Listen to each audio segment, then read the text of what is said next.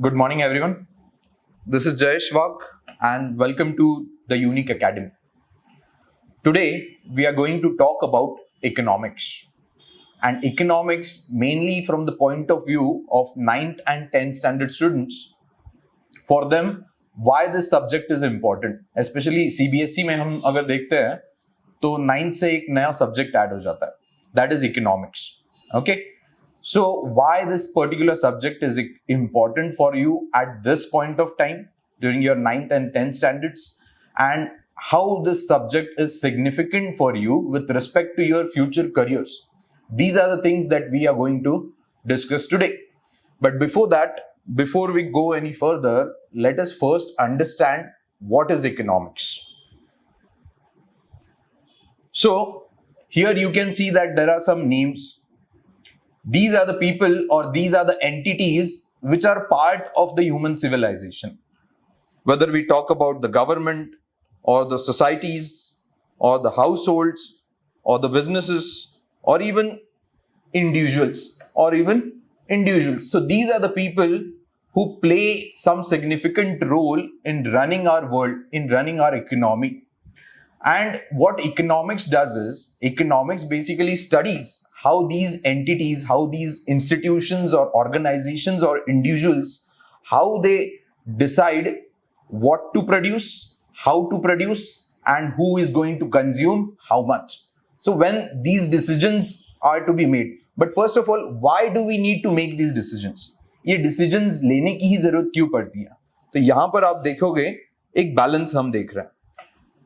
In the balance, on one hand side, we see that there are limited entities are given, जिनको हम limited resources कह रहे हैं.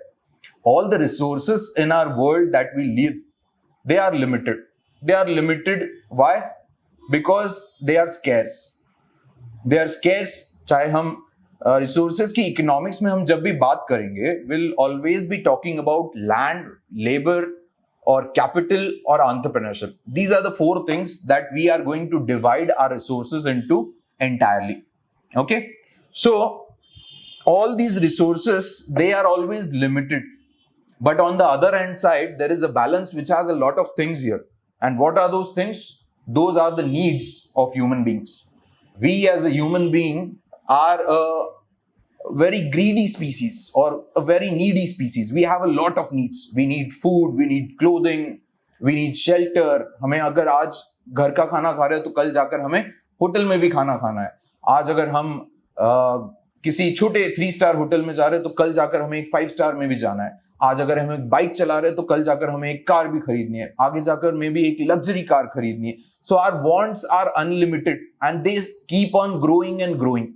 So what economics does is, economic helps all these organizations, the individuals, the institutions to decide how we are going to distribute these limited resources, how we are going to utilize these limited resources into our life so that all our wants, they are also sufficiently satisfied, and at the same time, these resources, they do not go to waste. The main aim of economics is what?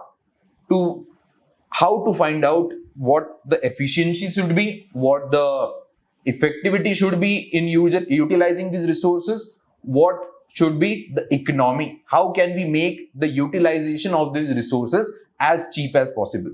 So these are the decisions that we make, and to make those decisions, the methods that we are going to use, the paradigms that we are going to use, the models that we are going to use are the things that are studied in economics. So economics एक तरह से आप समझ सकते हो that it is a subject which is going to help you decide what we are going to do and how we are going to do by utilizing our resources.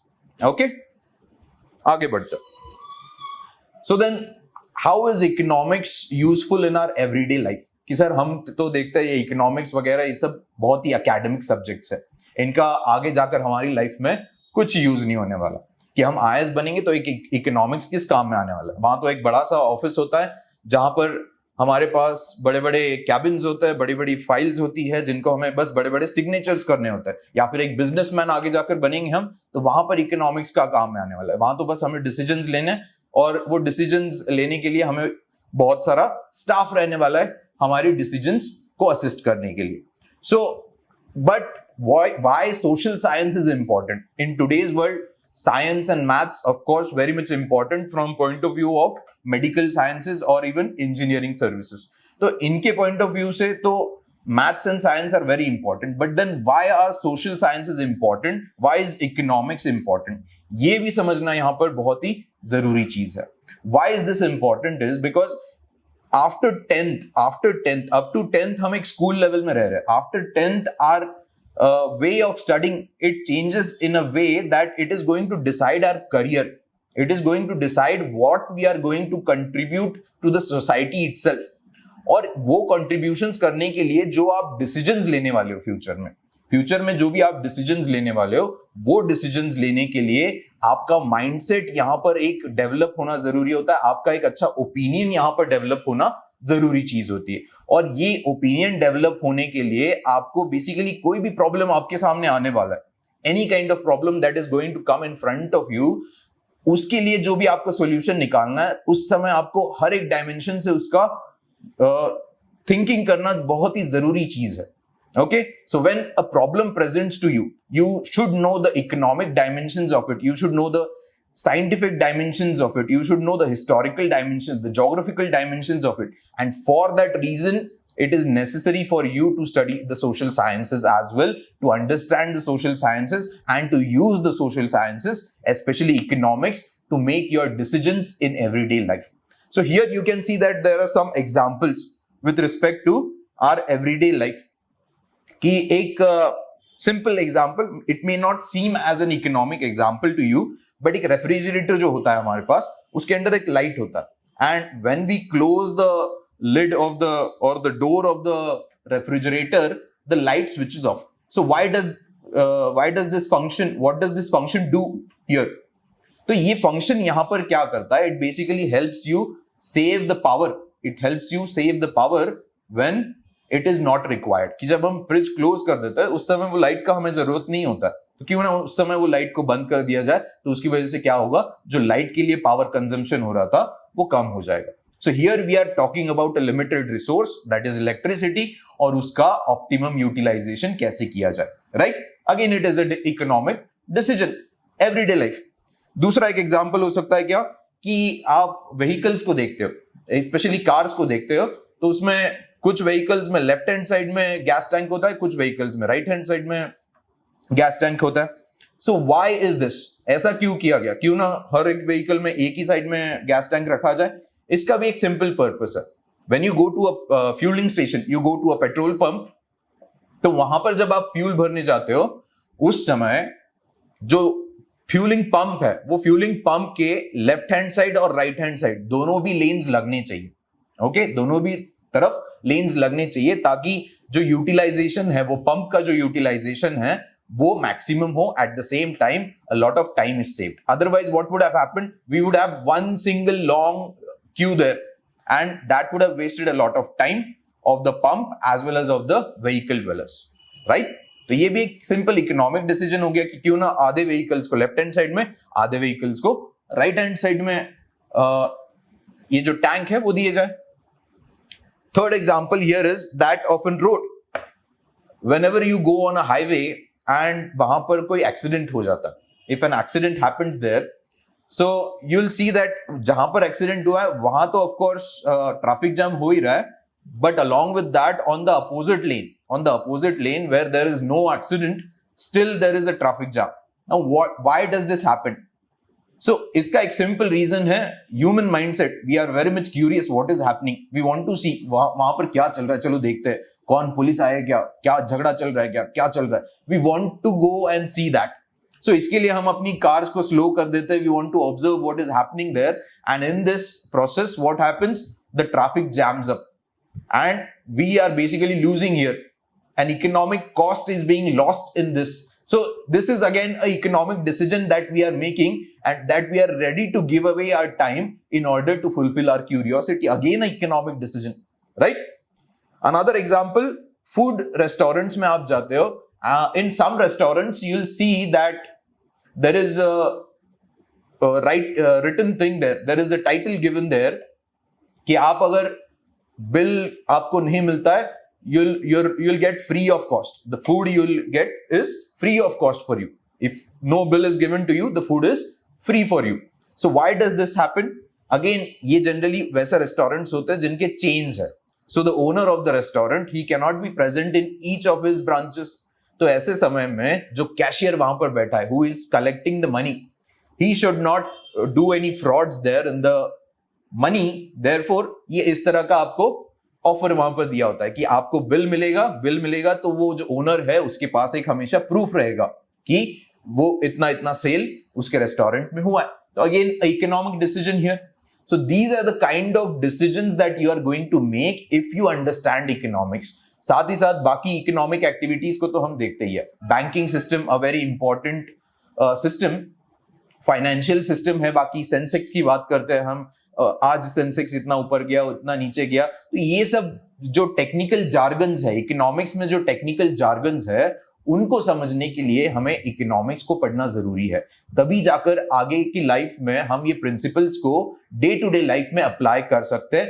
And the main thing is money is also resource, right? Money is also resource. तो उसका भी optimum utilisation specially आज के time में बहुत important हो गया.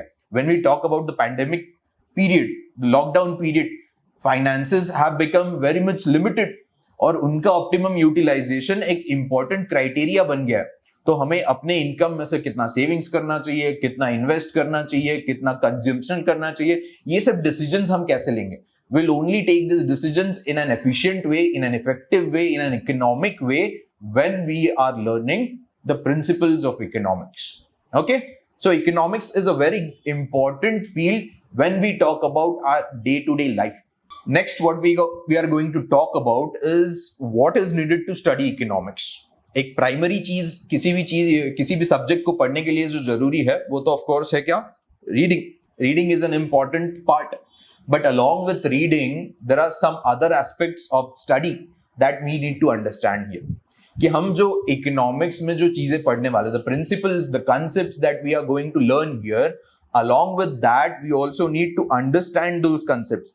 कि इंटरेस्ट एक चीज होती है, right? Compound interest. So when we go to a bank, there we are going to get let us say we are going to start a savings account and उस savings account पर हमें एक interest rate मिलने वाला है, या फिर एक fixed deposit हम वहां पर करते हैं उसके ऊपर एक interest rate मिलने वाला है.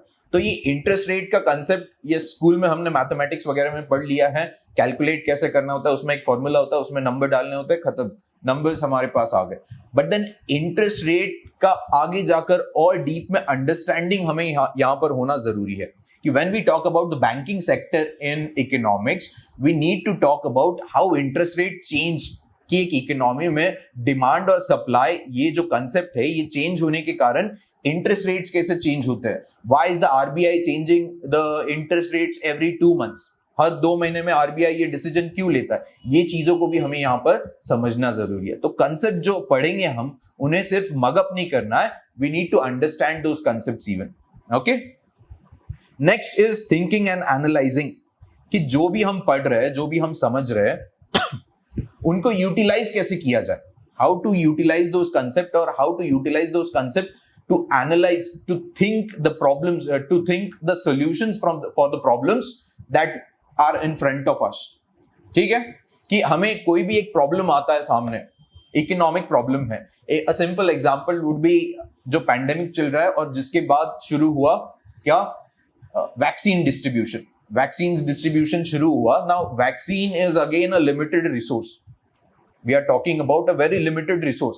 कि 130 करोड़ से ज्यादा इंडिया का पॉपुलेशन है and the vaccines available with us are not even sufficient enough to cover 10 or 20% of the population right now.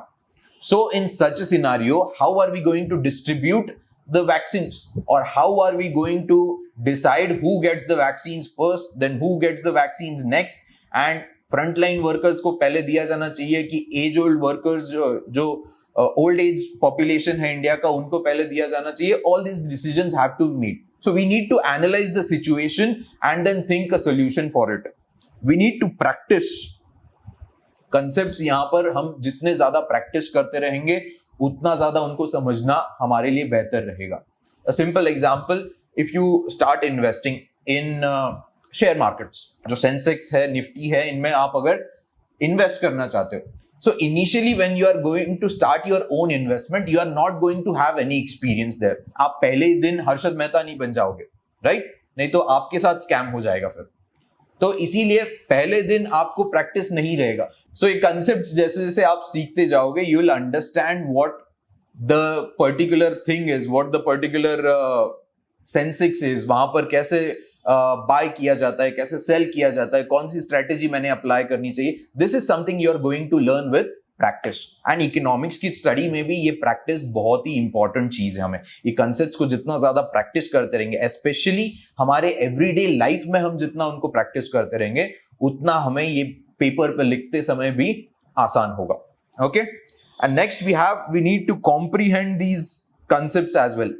ये नहीं कि मैंने वहां पर जो लिखा हुआ है उसको बस रट लिया, बट मैंने उसको समझा नहीं, उसको मैंने डाइजेस्ट नहीं किया वो कंसेप्ट को, कि सर ये सप्लाई और डिमांड क्या होता है, इन्फ्लेशन क्या होता है, जब ये सप्लाई और डिमांड चेंज होता है तो ये इन्फ्लेशन कैसे चेंज होता है, प्राइसेस कैसे चेंज होता है। तो ये चीजों को समझना हमें जरूरी है। The first time we read something, maybe not, we are not going to understand that in the single go.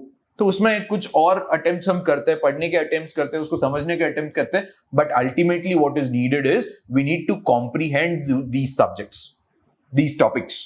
Okay, and of course the last thing is disciplined learning.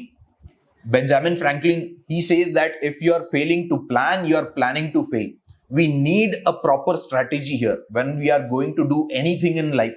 Study तो है ही, but study से हटकर भी बाकी चीजें जब भी हम कोई डिसीजन लेने वाले हैं, it is very very important that we have a plan, we have a strategy that we are going to follow.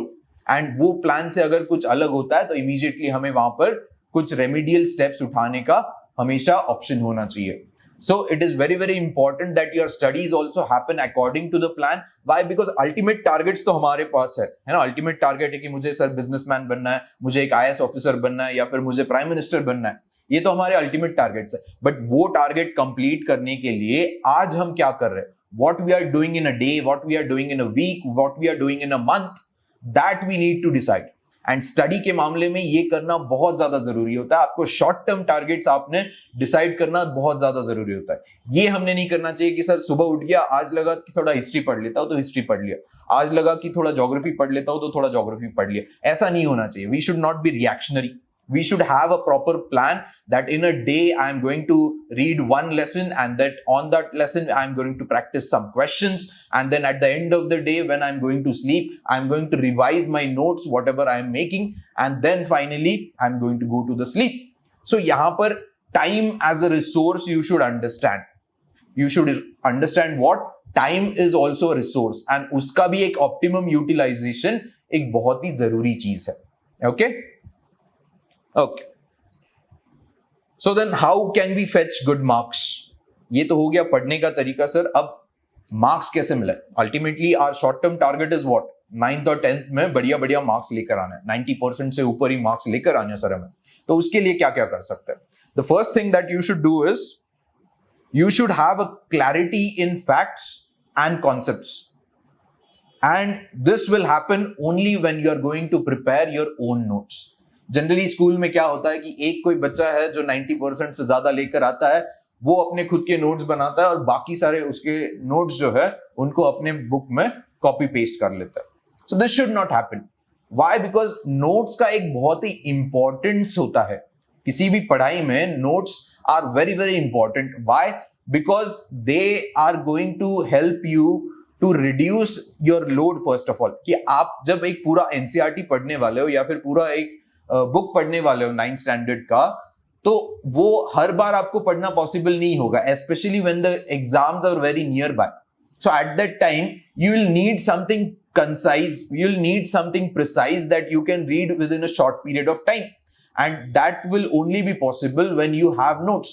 That also self-prepared notes. Why self-prepared notes are important? Because when a student prepares notes, he prepares something, a abbreviation, you can say a abbreviation of the entire book he prepares, but he prepares with respect to his own understanding. मैं अगर किसी दूसरे student के notes जाकर पढ़ता हूं, मुझे वो समझने में काफी मुश्किल होगा, क्योंकि उसने उसके अंडरस्टैंडिंग के अकॉर्डिंग वो नोट्स को बनाया हुआ। not according to our understanding. So notes बनाने से पहली बात तो आपका रिवीजन बहुत अच्छा हो जाएगा, रिटेंशन काफी अच्छा होगा, that when you are going to read something and then you are going to make some written notes from that, retention will be very good. Second part, उससे आपका जो समझने का तरीका है, उन चीजों को समझने का तरीका है, फ्यूचर में जब आप एग्जाम देने जा रहे हो, आपके पास लिमिटेड टाइम है, तो शॉर्ट पीरियड ऑफ टाइम में आसानी से आपको वो चीजें समझ में आएंगी. Okay, so the next part is you need to retain those things. जो हम पढ़ रहे हैं उनको दिमाग में रखना है. तो रखेंगे कैसे दिमाग में? इसके लिए एक आसान तरीका है या फिर एक आसान कंसेप्ट है, कंसंट्रेशन. कंसंट्रेशन क्या चीज होती है कि जब भी हम कोई चीज पढ़ने जाते हैं, whenever we go and study something, the problem is what, कि एक रीडिंग कॉम्प्रिहेंशन सपोज आता है, इंग्लिश का पेपर देने जा रहे हैं, उसमें एक रीडिंग कॉम्प्रिहेंशन आता है. तो होता क्या है, उसमें हम एक पैसेज दिया होता है, उसके ऊपर कुछ क्वेश्चंस पूछे होते हैं. Now reading comprehension is suppose to be a very easy thing to solve, right? क्योंकि आपके पास एक पैसेज है, कुछ क्वेश्चंस है, और वो क्वेश्चंस के आंसर्स भी कहां पर है? उसी पैसेज में.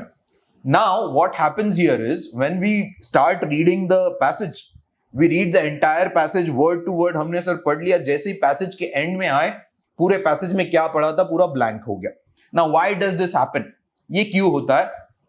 Because our brain is also like our mobile RAMs. Mobile के जो हमारे रैम्स होते हैं, उसी की तरह हमारा दिमाग भी होता है कि उसमें एट ए टाइम एक एप्लीकेशन नहीं चलता. There are multiple applications running in the brain as well.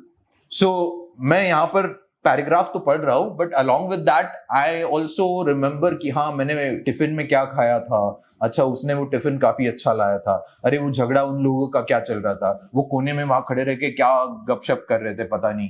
तो इस तरह की कई सारी चीजें हमारे बैकग्राउंड में हमारे दिमाग में चल रही है. And the thing that we are reading in front of our eyes, we are not concentrating on it, we are not concentrating on it. And hence even though we read word to word, एक एक word हमने उसमें से पढ़ लिया, you are comprehending none of it, you are understanding none of it.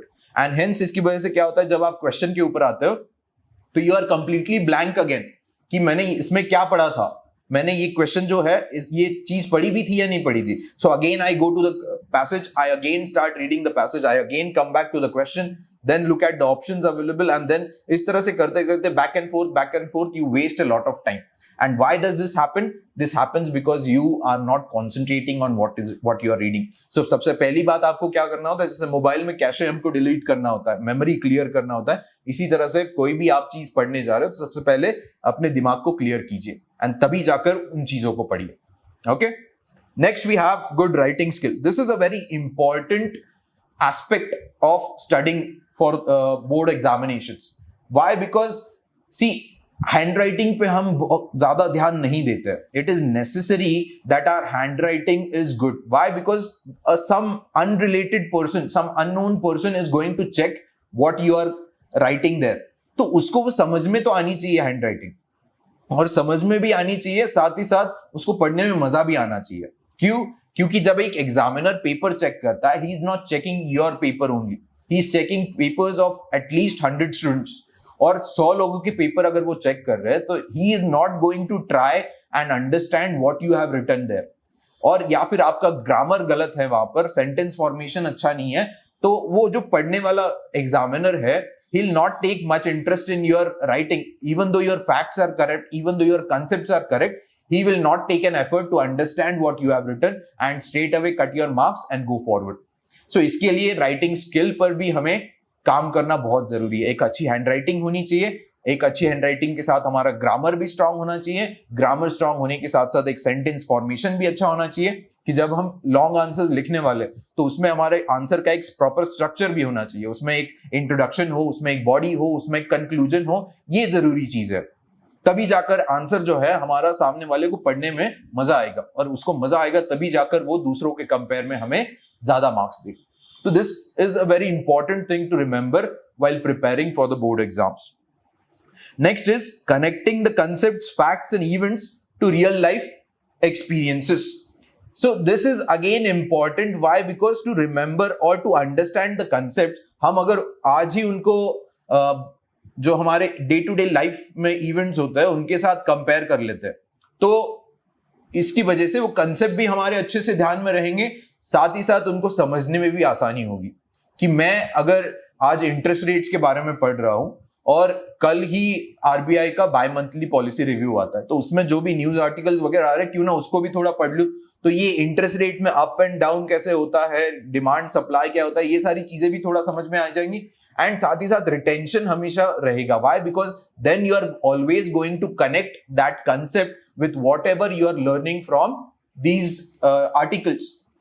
तो एक connection वो हमेशा रहेगा। You will always, your brain will always compare those concepts that you are learning with the events that you have experienced. तो इसके लिए ये connection बनाना एक बहुत ही जरूरी चीज होती है। And finally, while writing your answers you need to concentrate on keywords. Keywords पे concentrate करना बहुत ही जरूरी चीज है। क्यों जरूरी चीज है? कि हमें एग्जाम में जाकर कई सारे आंसर्स लिखने हैं और हर एक आंसर को याद रखना पॉसिबल नहीं होता। तो क्यों ना मैं एक 200 वर्ड्स का अगर मुझे आंसर लिखना है, 100 या 200 वर्ड्स का आंसर लिखना है, तो वो आंसर के लिए जो जरूरी कीवर्ड्स है उनको याद रख लूं और वो कीवर्ड को ध्यान में रखकर एक sentence formation, if you have done sufficient reading, if you have done sufficient writing practice, then sentence formation for you is not a big deal. Okay, so keywords को बस आप याद रख लोगे तो immediately you can use those keywords and form sentences of your own.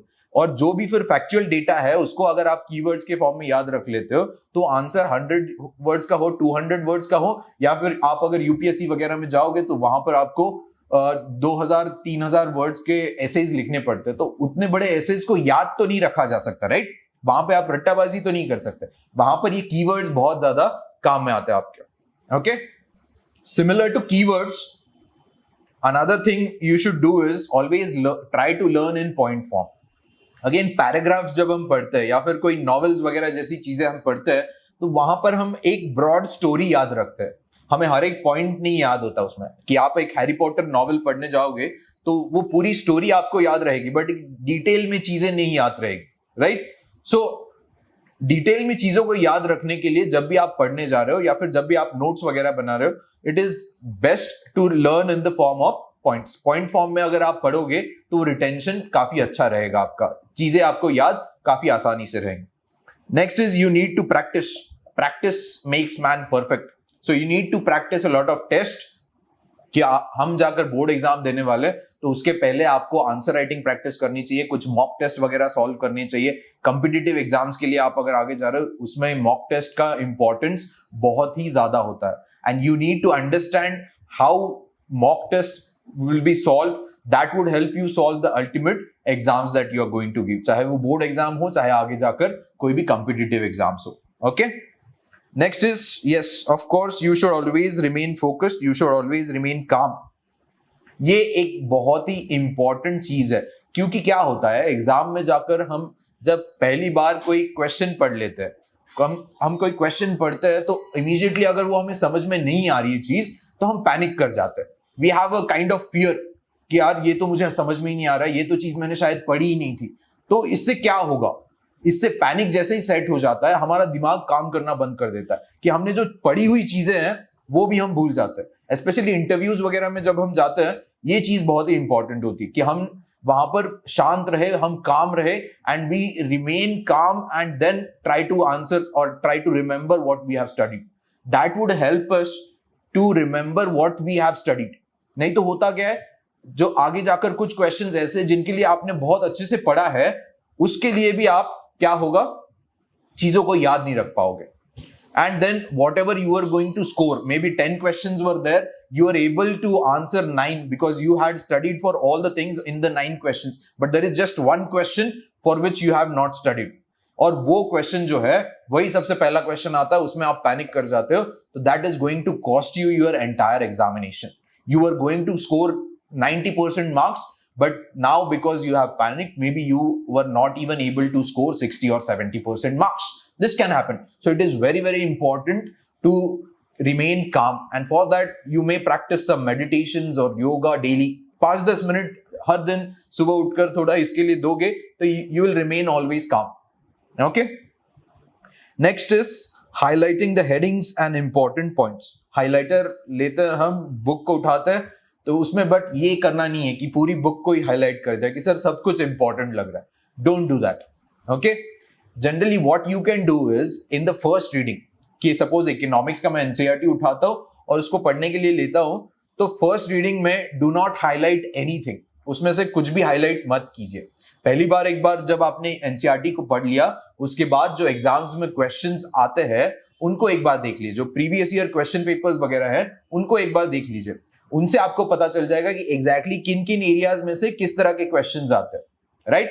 And then when you are going for the next reading, जब आप second reading करने जा रहे हो, उस समय फिर वो जो हाईलाइट करने का काम है वो कीजिए, तब जाकर आपको पता रहेगा कौन कौन से इंपॉर्टेंट पार्ट्स है और किस किस को फिर हाईलाइट करना है उसमें, okay. And the last point here is what, maintaining a good speed. Time management is a very important factor in examination, specially in this competitive world.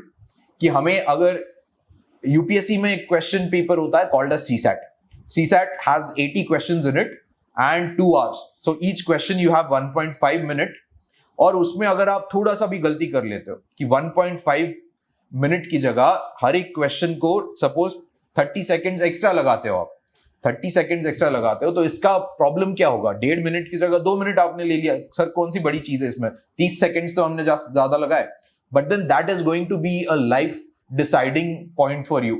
Why?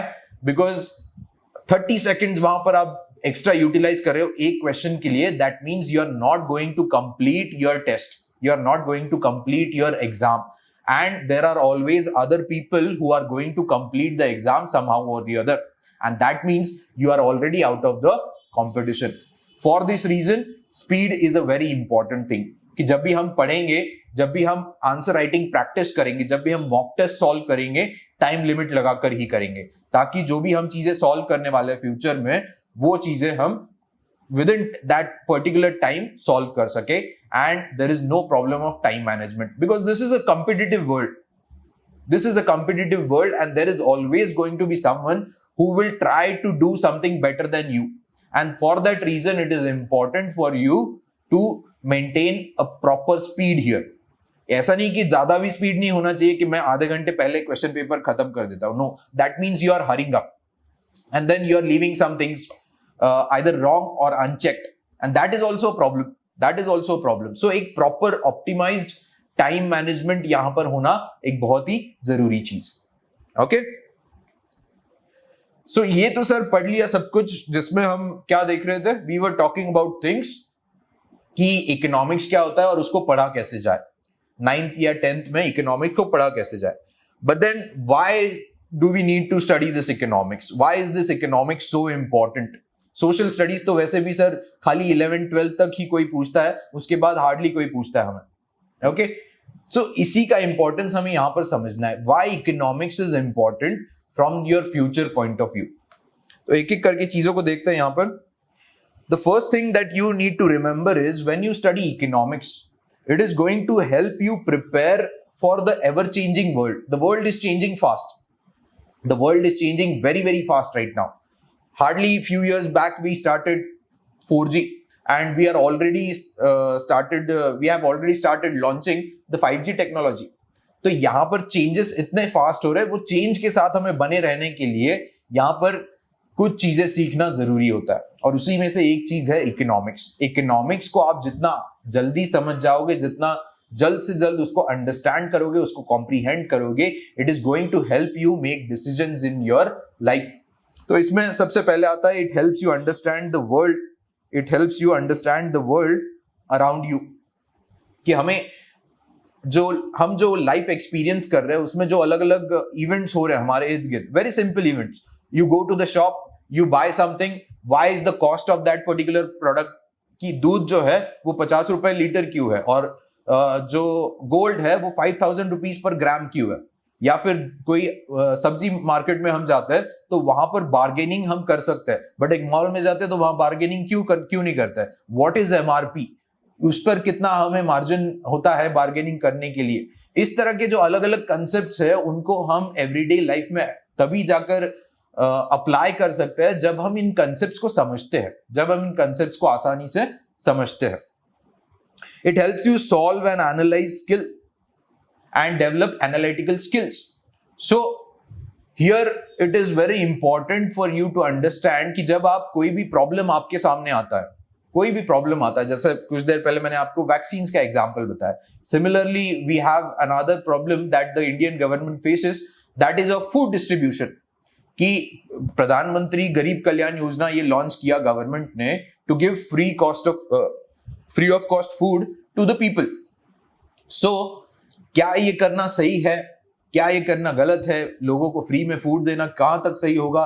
क्या ये टाइम में जब गवर्नमेंट के फाइनेंसेस जो है वो ऑलरेडी कम है, उस समय में government is planning to take a loan of 12 lakh crore rupees, so how much it is efficient from the point of view of finances, how much this decision is efficient, can there be a better option? तो इस तरह के analytical abilities आप में तब जाकर आएंगी जब आप इकोनॉमिक के कंसेप्ट्स को समझोगे।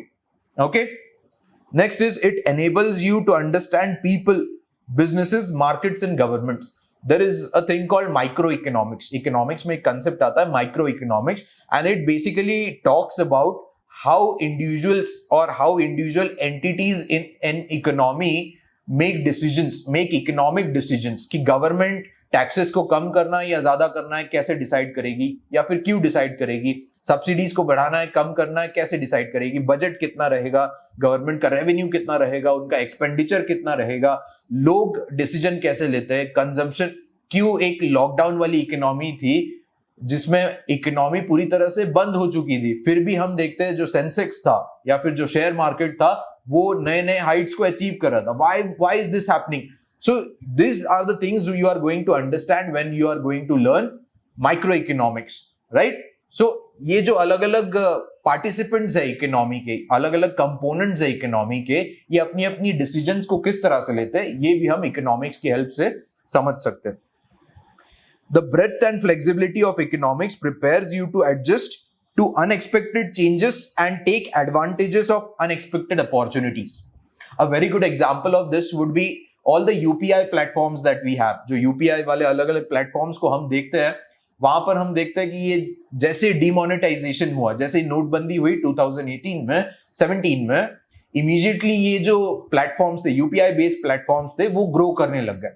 So this was an opportunity for them and they grabbed it, right? दूसरा एग्जांपल हम देख सकते हैं, the spread of online learning during this lockdown period. Again, an opportunity was provided and economics is going to teach you how to grab that opportunity, right? Next point is better respond to threats and opportunities. कि आपके सामने जो भी problems आने वाले हैं, pandemic situation है, health care का प्रॉब्लम है, सफिशिएंट बेड्स नहीं है, तो ऐसे शॉर्ट पीरियड ऑफ टाइम में हम हेल्थ इंफ्रास्ट्रक्चर को कैसे डेवलप कर सकते हैं? तो हमने देखा हर जगह कोविड सेंटर्स डेवलप होने लगे। So there was a problem and we found a solution to it using economics. यहाँ पर बजट कितना लगना चाहिए, इंफ्रास्ट्रक्चर किस तरह से शॉर्ट टर्म में हम डेवलप कर सकते हैं, but at the same time looking at our pockets as well, right? It also helps you to respond to opportunities as well, कि नए नए opportunities जो present होती है, every going day we see that a new startup is developing in India and each and every startup has a very creative idea, but to achieve their goal, their particular business goal, they need to have a clear cut plan, a clear cut financial plan, a clear cut economic plan, और वो opportunity तभी जाकर आप जो है उसका full potential achieve कर सकते हो। Wide-ranging applications in an ever-changing world. Economics has a very wide-ranging applications in today's world. It is very important to understand here that economics helps you to understand each and everyday events. And आगे जाकर जो भी changes होने वाला है, demand में चाहे change होता है, सप्लाई में चेंज होता है, नए नए तरह के प्रोडक्ट्स आते हैं, कि जैसे हम देख रहे थे अब तक petrol and diesel vehicles they were in very much demand, but with the increasing prices now there is a demand for CNG vehicles and electric vehicles. तो आगे जाकर इनका मार्केट ज्यादा बढ़ने वाला है. This is a new opportunity being created, and with the help of the demand and supply data that you're getting through the government or through some independent bodies, you will understand कि आप कोई नया एक product अगर लेकर आने वाले हो मार्केट में, उसका डिमांड कितना रहेगा, उसका सेल्स कितना रहेगा, वो कितने लेवल तक बेचा जा सकता है, किस प्राइस पर बेचा जा सकता है, ताकि मेरा प्रॉफिट भी मैक्सिमम हो, right? Going forward, so career opportunities, the main aspect of today's discussion is career opportunities, right? कि how we can use economics for different type of careers. So now economics is a very important field when we talk about any future career opportunities, any kind of. कि of course engineers जो engineering करते हैं वो तो technical चीजों में ध्यान देंगे sir, but being an engineer I can tell you from experience that a very few engineers stay in the technical field for a long period of time. Most of them will either go to foreign countries for their higher studies or do some MBAs or post graduations in India itself and take up a very different job from what they were doing when they were acting as an engineer in some firm. So economics is a very important subject in all kind of this higher educations. कि हम law की बात करते हैं, एक engineer आगे जाकर BA LLB भी कर सकता है. Okay, एक LLB होता है जो आप graduation के बाद भी कर सकते हो. He can become a lawyer. But then when he becomes a lawyer, he needs to understand economics also. कि आगे जाकर आपके सामने कोई केस आता है which has an economic aspect to it. है ना, Rafale case, Rafale related case चल रहा है फिलहाल कोई. तो जो लॉयर वो रफाल का केस लड़ने वाले हैं, Rafale jets the government of India has bought from France and there is some issue of misappropriations. तो वहां पर जो लॉयर काम करने वाले हैं उनको ये जो डील हुआ है, एक इकोनॉमिक, एक फाइनेंशियल डील हुआ है, उसके एस्पेक्ट अगर समझने तो उनको इकोनॉमिक्स तो पढ़ना ही पड़ेगा, right? Risk management. Risk management is a field where economics is very very useful. कि मैं अगर कोई पर्टिकुलर इन्वेस्टमेंट करने वाला हूं तो वो इन्वेस्टमेंट आगे जाकर मुझे प्रॉफिट देगी या नहीं देगी, इसका रिस्क असेसमेंट करना या फिर रिस्क मैनेजमेंट करना यहां पर बहुत ही इंपॉर्टेंट एस्पेक्ट है. Okay, the next word that you see is called actuary. Actuary is a profession where the individuals do one single work, that is of risk assessment. कि आप एक सिंपल एग्जांपल, किसी भी बैंक में जाते हो and you demand a loan, कि आप कोई भी एक लोन लेना चाहते हो वापस, स्पेशली होम लोन्स वगैरह जैसी चीजें या फिर बिजनेस लोन जैसी चीजें. तो यहां पर आप जो एप्लीकेशन देते हो बैंक को, वो इमीडिएटली एक एक्चुअरी के पास जाता है. एक्चुअरी क्या काम करता है? वो रिस्क असेसमेंट करता है.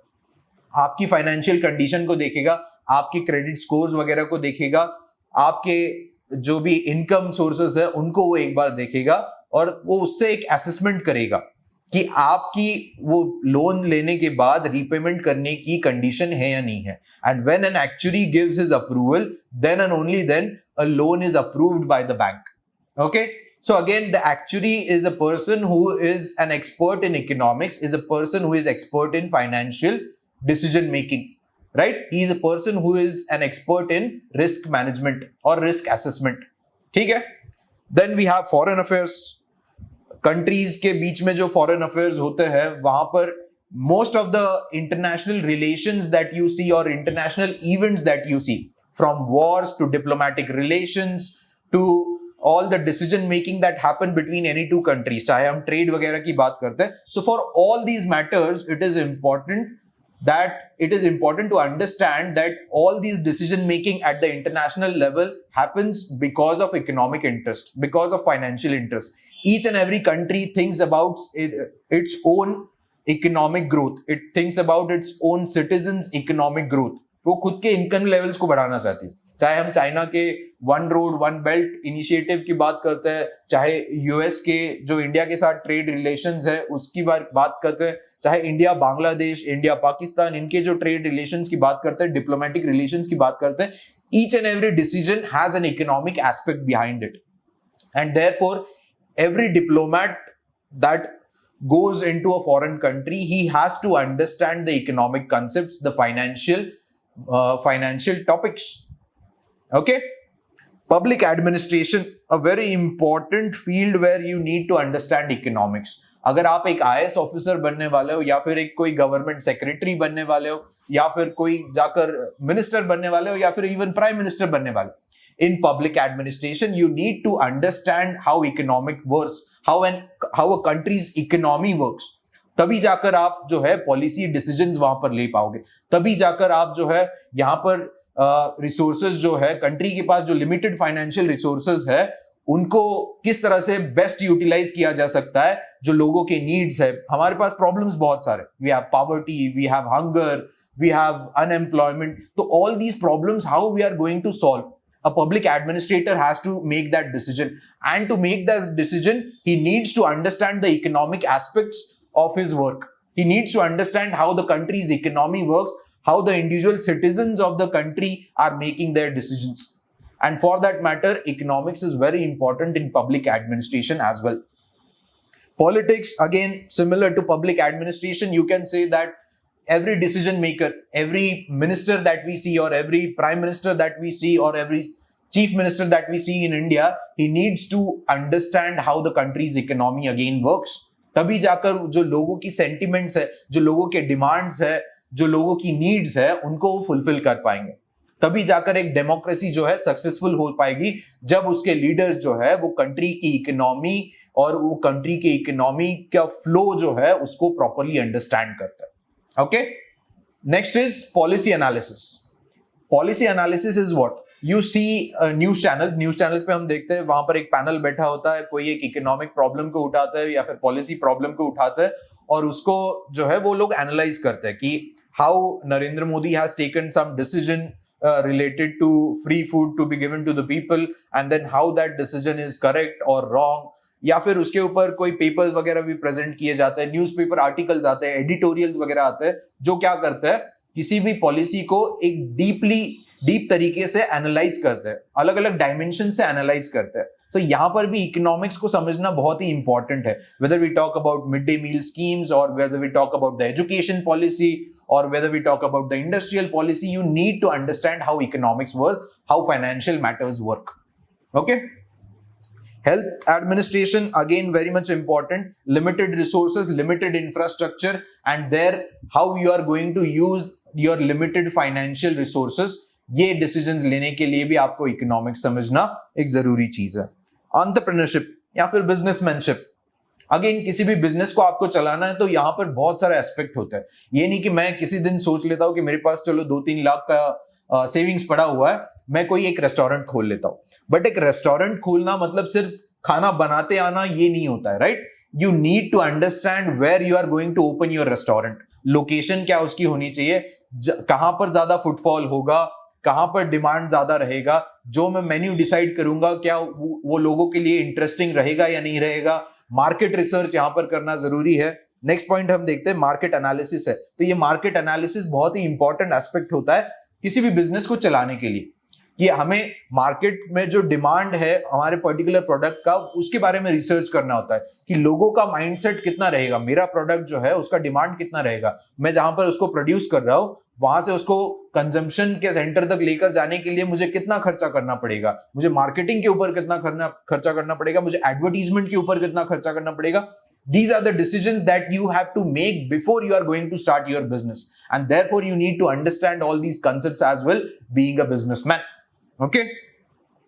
Journalism, as I told you, journalists who are going to analyze the policies of the government or policies of at the international levels, they need to understand economic concepts. तभी जाकर वो उनको analyse कर पाएंगे, तभी जाकर वो उनमें जो प्रॉब्लम्स है, ड्रॉबैक्स है, उनमें जो अच्छी चीजें है, जो उनमें बुरी चीजें, उनको एनालाइज कर पाएंगे, and then and only then they can bring that factual data in front of you. Okay? And of course all the unknown careers of the future, जो भी अननोन करियर्स आगे जाकर आने वाले हैं, उनको भी अंडरस्टैंड करने के लिए, वहां पर भी एफिशिएंटली काम करने के लिए, efficiency, effectivity and economy are the basic tenets of any employee, right?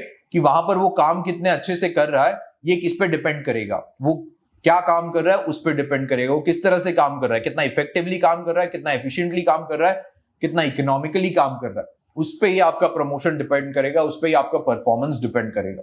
So these are the things important.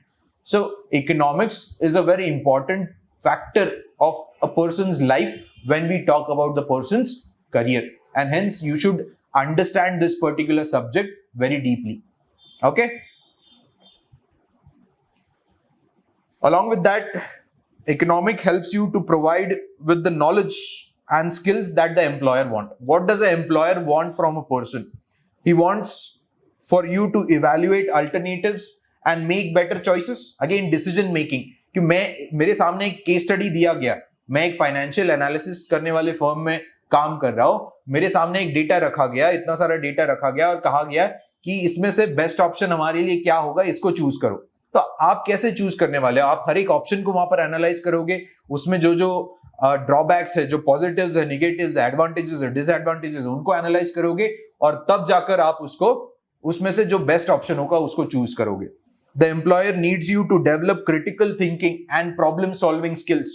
तो ये आपको तब कब समझ में आएगा, या फिर ये स्किल जो है आप में कब डेवलप होगा? जब आप इकोनॉमिक के कंसेप्ट्स को अच्छे से समझते हो, तभी जाकर ये जो डिसीजन मेकिंग का एक जो स्किल है आप में डेवलप हो पाएगा.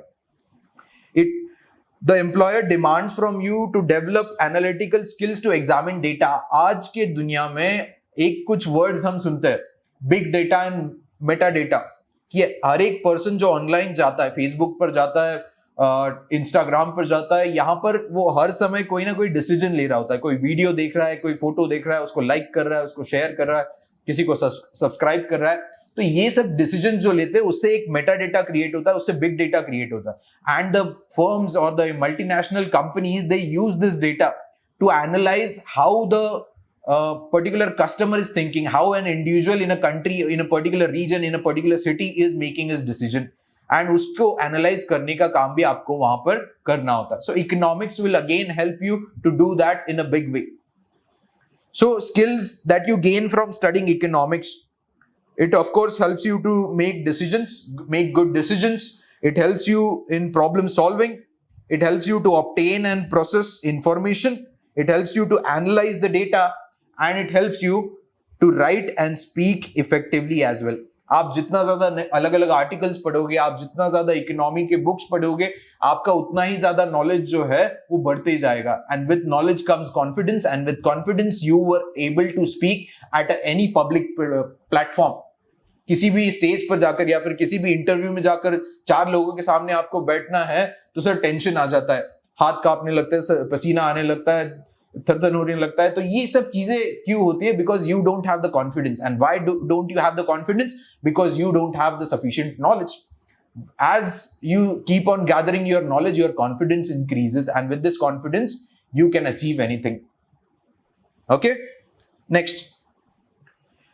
So economics, it also helps you ensure your successful future. How so? It helps you to understand how decisions are made, right? ये हमने कई बार देखा कि कोई भी डिसीजन आपको लेना है तो वो डिसीजन सही है या गलत है, उसको पहले एनालाइज करना जरूरी होता है कि उसमें उसको लेने के बाद उसके कॉन्सिक्वेंसेस क्या क्या रहेंगे, उसमें से क्या क्या और नए प्रॉब्लम्स क्रिएट हो सकते हैं, उसमें से आगे जाकर आपको कौन से प्रॉब्लम्स को और सॉल्व करना पड़ेगा. ये अंडरस्टैंडिंग आप में डेवलप होता है इकोनॉमिक्स के कारण. How markets work, why there is a demand for certain product. कि दिसंबर 2019 में हमने देखा था that the prices of onions had shot up like anything. 200 rupees से ज्यादा per kg प्राइस हो गया था एक अनियन का. So why does that happen? Supply को यहां पर समझना जरूरी है, यहां पर मॉनसून को समझना जरूरी है, एग्रीकल्चरल सेक्टर को समझना जरूरी है, कंजम्पशन को समझना जरूरी है, साथ ही साथ जो ट्रेडर्स वगैरह होते हैं उनके माइंडसेट को भी समझना यहां पर जरूरी है. So how the market is going to work tomorrow when I wake up, how the Sensex is going to move, और how the prices of gold are going to change. ये चीजों को आप कब समझोगे? जब आप इकोनॉमिक कंसेप्ट्स को आपने पढ़ा हुआ है, फाइनेंशियल मॉडल्स को आपने यहां पर पढ़ा हुआ है. How rules affect outcomes, that you are going to make certain rules. For example, government हर बार कोई नए रूल्स लेकर आते हैं. जीएसटी के रिगार्डिंग आपने देखा होगा, from time to time the government has been announcing new and new rules. So how these new rules are going to affect the GST collection in the country, or how these particular decisions, अगर budget में government tax related कोई decisions लेती है तो उसके कारण tax के कोई रूल्स रेगुलेशंस अगर चेंज हो जाते हैं तो उसके कारण बिजनेसेस पर क्या इफेक्ट पड़ेगा, एक इंडिविजुअल के इनकम के ऊपर क्या इफेक्ट पड़ेगा, ये आपको समझ में आता है.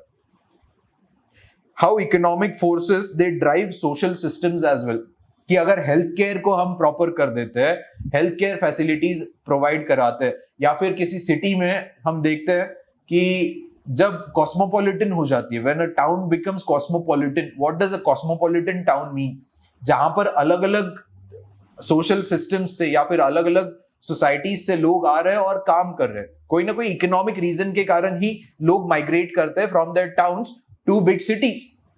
सो in such a scenario, no person is going to talk about what caste I am or what religion I am they are all concentrating on what? They are all concentrating on earning their own money, right? तो economic development जब किसी country का होता है, when everyone has sufficient income, when everyone has sufficient employment, तो कोई भी ये जो social problems है उनकी तरफ ध्यान नहीं देता है. And that is how society also progresses. Society also becomes progressive. It helps you to make better decisions and helps you solve more problems. आगे जाकर जो भी problems आने वाले हैं उनको solve करने के लिए आपको अलग अलग experience यहाँ से मिलते जाता है. And वो experience के साथ साथ और आपके economics के knowledge के साथ साथ आपके financial systems के knowledge के साथ साथ आप उन problems को और अच्छी तरीके से solve कर सकते हो. It enables you to contribute to the greater good as well.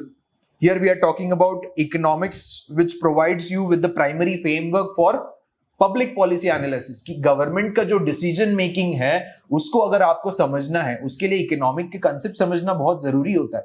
कि अगर आगे जाकर the government of India it decides to open its borders with Pakistan so that trade दोनों के बीच में बेटर हो सके, तो यहां पर सेंटिमेंटल होना ये सॉल्यूशन नहीं रहेगा. You need to analyse why the government is making that decision, why the government is taking some decision to improve our economy.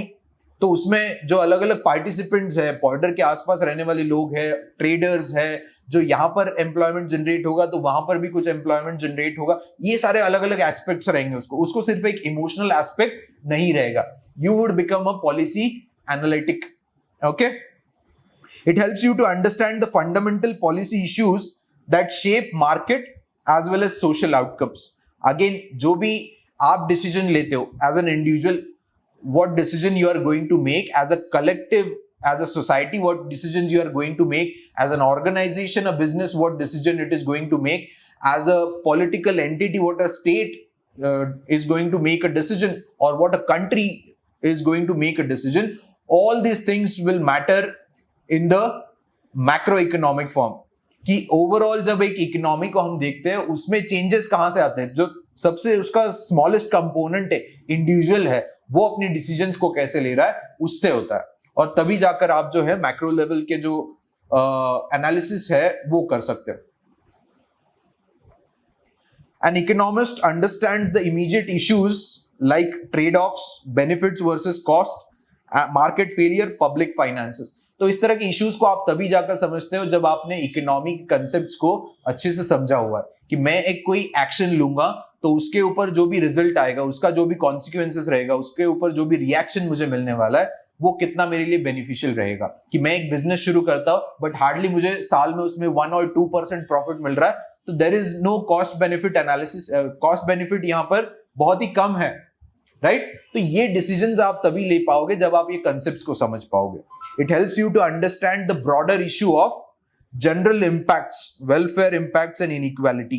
तो इस तरह के जो भी इश्यूज है हमारी कंट्री में, ओवरऑल वर्ल्ड में, we talk about sustainable development goals. The UN talks about sustainable development goals. तो वो गोल्स को अचीव करने के लिए क्या क्या इकोनॉमिक डिसीजंस एक कंट्री को लेने पड़ेंगे, कंट्री के इंडिविजुअल सिटीजंस को लेने पड़ेंगे, ये हम यहां से सीखते हैं. Skills, it helps you to gain skills to engage in public policy debates and act to advance economic and social progresses. The ministers that you see in parliament or the analytical panels that you see on news channels, they are the persons who have knowledge of economics, and then and only then they can participate in those debates. तभी जाकर उसमें से debates, discussions में से कोई एक fruitful result निकल पाएगा. नहीं तो क्या होगा, बस झगड़े होंगे वहां पर, right? So this is all about our today's discussion about economics. I would like to end our today's session with a humorous note that an outsider who does not understand economics, how does he define an economist? He defines an economist as someone who solves a problem you didn't know existed and in a way you don't understand. कि inflation हर कोई कहता है ये क्या होता है inflation, उसके ऊपर आरबीआई हर 2 महीने में कुछ डिसीजंस लेती है. क्यों लेती है decision? A common man does not understand that. But then you should understand that economics is not an easy field. It is a difficult one, but if you understand it, you are going to understand the entire world. And therefore it is important to understand कि इकोनॉमिक्स की पढ़ाई करना यहाँ पर बहुत ज्यादा जरूरी है. Right from the school level up to the point where you settle at some career in the future. Okay. So this is all for today. Thank you very much. If you like the video, please do like, share and subscribe it, and keep studying. Best of luck. Thank you very much.